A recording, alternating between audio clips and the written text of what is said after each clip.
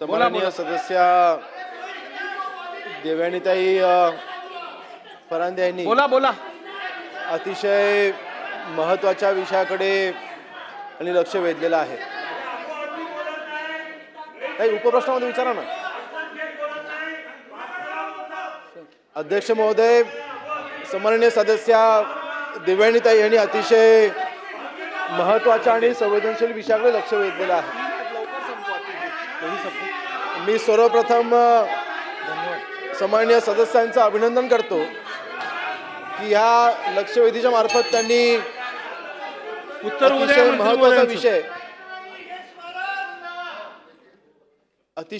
मी त्यांचं सन्माननीय सदस्यांचं पहिल्यांदा अभिनंदन करतो की त्यांनी अतिशय महत्त्वाचा विषय या सभागृहामध्ये या लक्षवेधीच्या मार्फत चर्चेला आणला. अध्यक्ष महोदय, नाशिकमध्ये ज्या तक्रारी दाखल झाल्या, सन्माननीय सदस्यांनी लोकप्रतिनिधी म्हणून त्यांना न्याय द्यायचा प्रयत्न केला. नाशिकमध्ये ज्यावेळेस 8/5/2026 मलिक अशरफ शमशेर या व्यक्तीच्या नावाने म्हणजे त्यांच्या पत्नींनी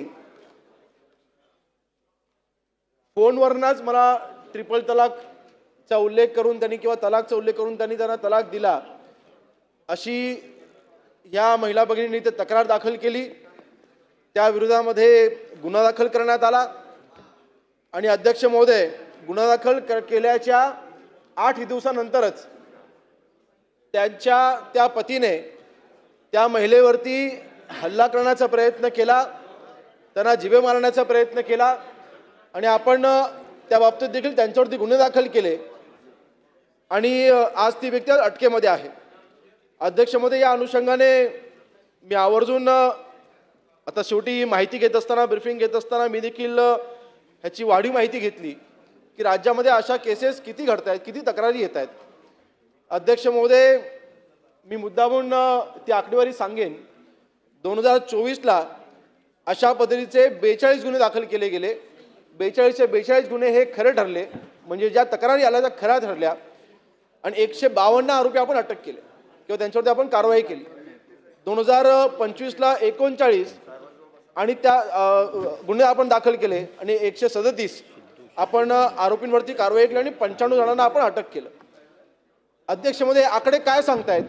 याचा अर्थ असा होतो की मुस्लिम महिलांच्या बाबतीमध्ये नक्कीच अन्यायकारक तिथे वागणूक होते किंवा चुकीच्या पद्धतीने हे तलाक दिले जात आहेत, त्यांच्यामध्ये असलेला जो काही रोष आहे या तक्रारीच्या निमित्ताने समोर येतो हेच दिसते ना.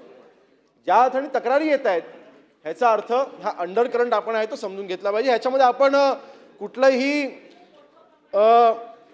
राजकारण न करता किंवा धार्मिक राजकारण न करता या महिलांच्या बाबतीमध्ये आपण संवेदनशीलतेने आपण पाहणार आहोत की नाही.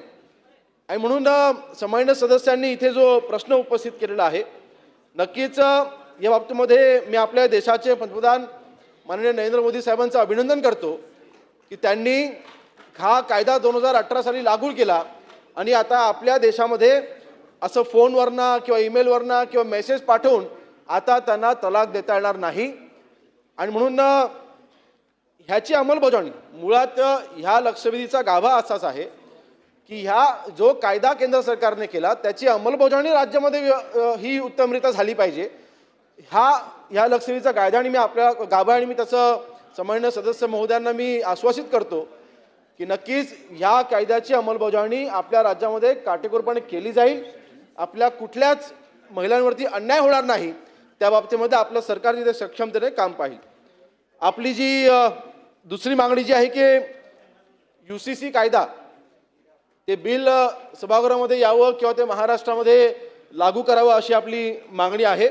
नक्कीच त्या बाबतीमध्ये माननीय मुख्यमंत्री महोदयांनी सूचना दिलेल्या आहेत आणि आपलं सरकार UCCच्या कायद्याच्या अंमलबजावणीच्या बाबतीमध्ये 100% सकारात्मक आहे.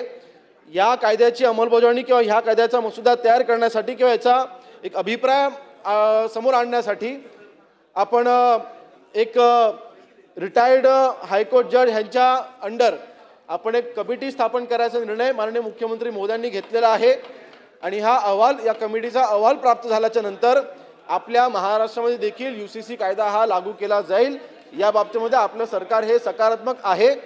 आणि दुसरा आपला जो महत्त्वाचा प्रश्न होता तिसरा, की पॉलिगामी म्हणजेच मल्टिपल मॅरेजेससाठी जी परवानगी आहे, आपण इथे अतिशय उत्तम उल्लेख केलेला आहे की पाकिस्तानसारख्या देशामध्ये देखील आता पॉलिगॅमीवरती त्यांनी काही रिस्ट्रिक्शन घातल्या किंवा त्यांच्याकडे काही बंधनं घातलेली आहेत.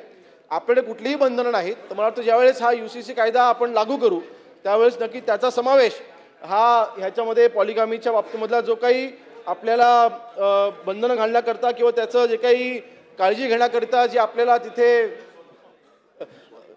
जी आपले निर्णय घ्यायचे आहेत ते नक्कीच आपले तिथे घेतले जातील.